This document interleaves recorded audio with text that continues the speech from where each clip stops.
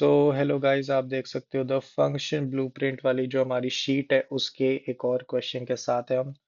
तो यहाँ पर हमें जो क्वेश्चन गिवन है बहुत ही अच्छा क्वेश्चन है। क्वेश्चन क्या कह रहा है? The function f of x equal to zero has eight distinct real solutions, जो कि सही बात है। फिर बोला है f also satisfy this equation, ठीक है।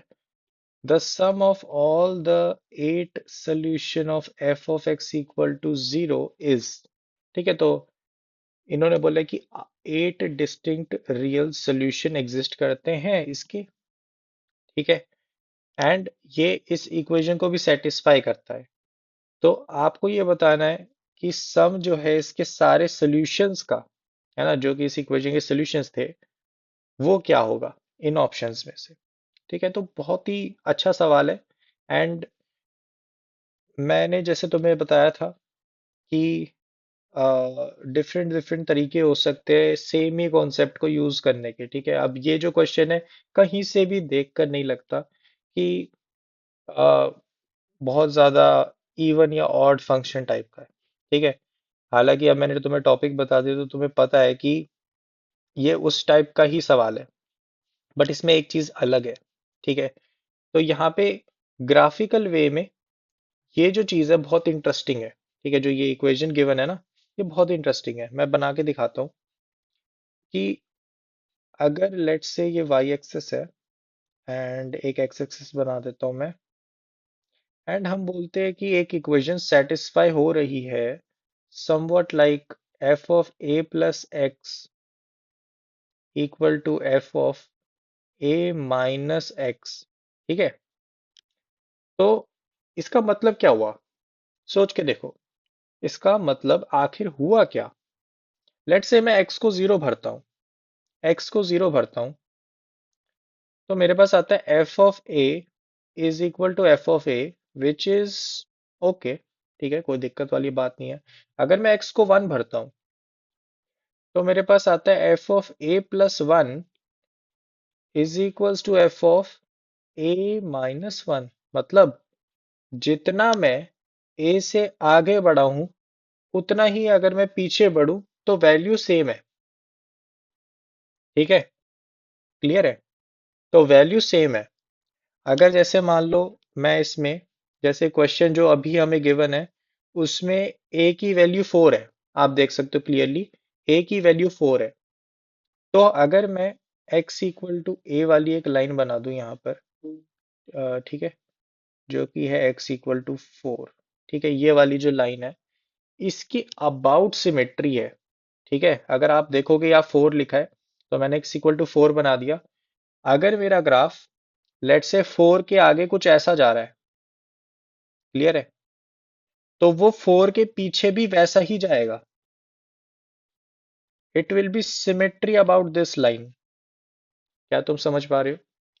अगर मेरे पास ये जो हमें एफ ऑफ एक्स गिवन है ना, यहाँ पर f of 4 plus x equal to f of 4 minus x, तो अगर ग्राफ कुछ ऐसा जाता है, ठीक है, तो वो 4 के पीछे वाली साइड भी कुछ ऐसा ही जाएगा।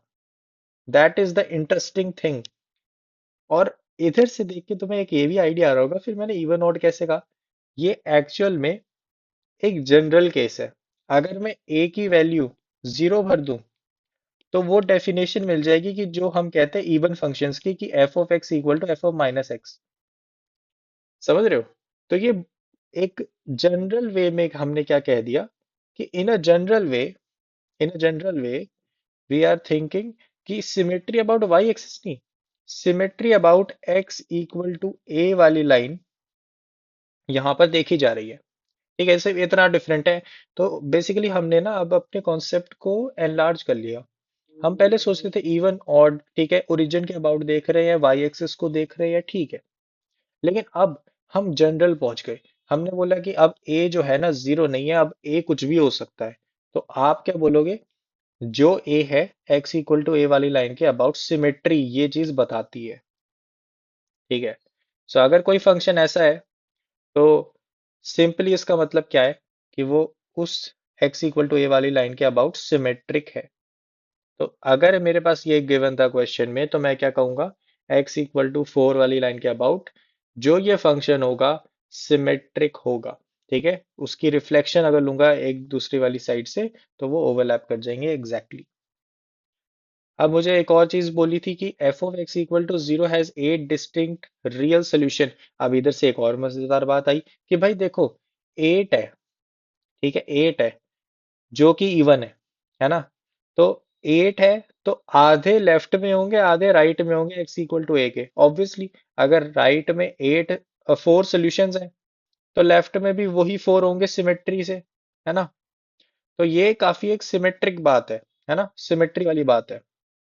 ओके, तो अब मैं ना थोड़ा सा एक डायग्राम को चेंज करता हूँ। ठीक है, इस डायग्राम को थोड़ा सा चेंज करता हूँ ताकि आपको वो दिखे कि इसके सॉल्यूशंस कैसे हैं। ठीक है, लेट्स से एग्जांपल वाइज ही है बस। तो लेट्स से ये सिमेट्रिक है, ठीक है, लेफ्ट और राइट में दिख रहा है। अब आप जैसा कि देख सकते हो ये हमारे पास चार सॉल्यूशंस है left of x equal to four के एंड राइट में ये चार है।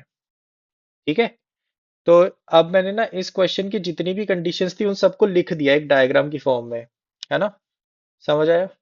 चलो, अब मुझे सोचना है, अब मुझे ये सोचना है कि मुझे सम चाहिए सारे एट सॉल्यूशंस का। तो मैं क्या कर सकता हूँ। देखो, अगर मैं सारे सॉल्यूशंस को लिखूंगा विद रिस्पेक्ट टू ओरिजिन, ठीक है, तो मेरे को थोड़ा सा ना लिखने में दिक्कत होगी, मुझे लिखने में दिक्कत होगी क्योंकि symmetry about X equal to four है and that is a very good thing.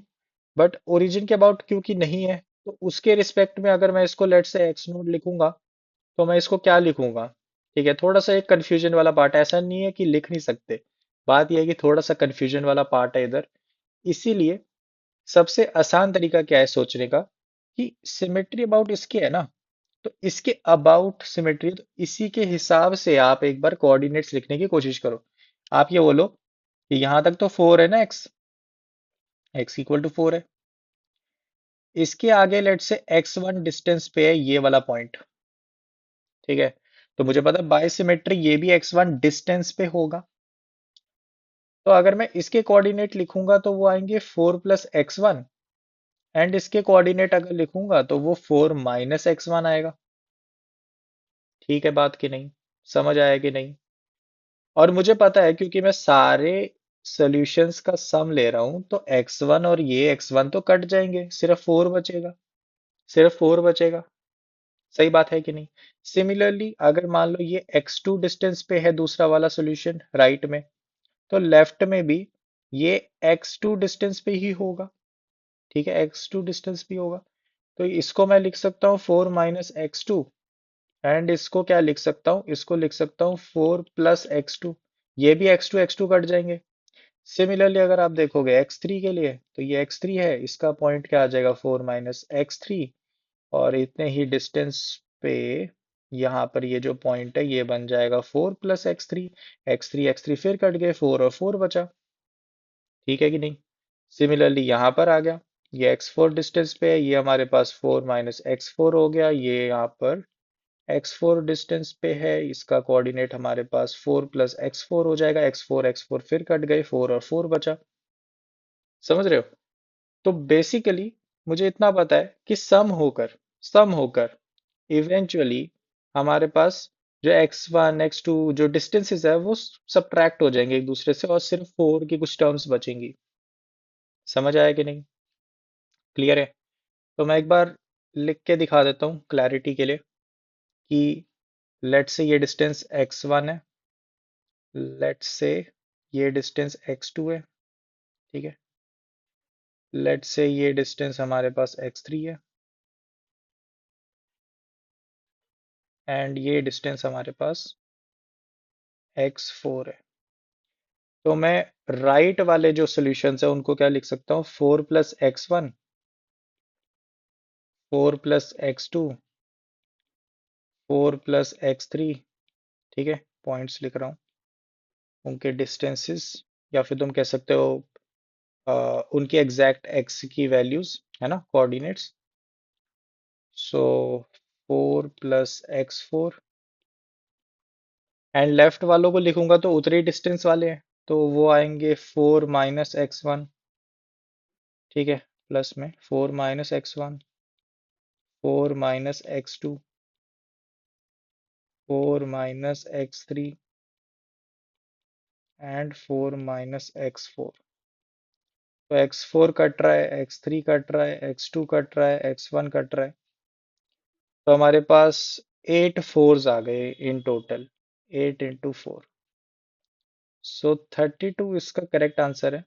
बहुत ही simple, B option is the correct option. एक अच्छा सवाल है। इससे हमने ना एक चीज सीखी कि हमने इवन और ऑड जो पढ़े थे उनका भी एक जनरल चीज एग्जिस्ट करती है, जो कि ये है ना। अब ये तो हो गया एक जनरल जनरल फंक्शन, जो कि समवॉट स्पेशल केस इसका बनता है इवन फंक्शन। तो ऑड फंक्शन किसका स्पेशल केस है, सोच के देखो।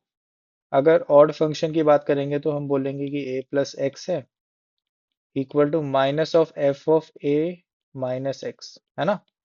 तो इसमें ए को जीरो डालोगे तो ऑड फंक्शन बनेगा। एंड इसके बारे में सोचना कि इसकी सिमेट्री आखिर किसके अबाउट होएगी। अगर तुम्हें समझ आया किसके अबाउट सिमेट्री होएगी तो बहुत अच्छी बात है, अगर तुम्हें समझ नहीं आया सो डोंट वरी।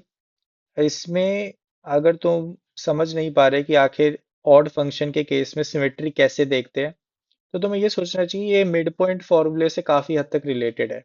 कैसे?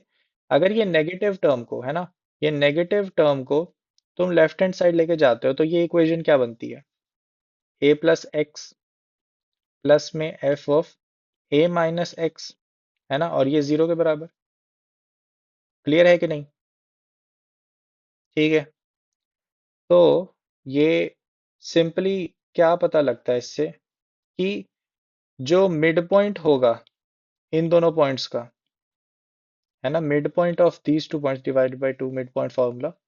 So mid point of these two points is origin, है ना, इज ओरिजिन। तो ये पता लगता है। लेकिन आपको जैसे कि पता है, क्या पता है कि भाई यहाँ पर अब ए भी इन्वॉल्व्ड है ना, और यहाँ पे भी ए इन्वॉल्व्ड है। तो सिमेट्री अबाउट यहाँ पर किसकी होगी, एक्स इक्वल टू ए वाले पॉइंट के। समझे कि नहीं?